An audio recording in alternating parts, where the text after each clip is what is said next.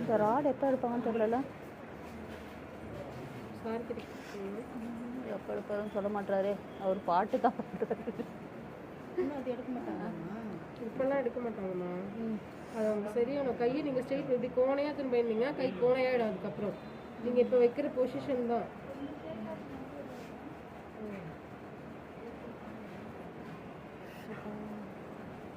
இதெல்லாம் எத்தனை நாளைக்கு இருக்கும்? அது எல்லாமே சார்கிட்ட தான் கேட்கணும். எப்படி குட்டி வச்சிருக்காங்க பாருமா. அப்படியா தடி.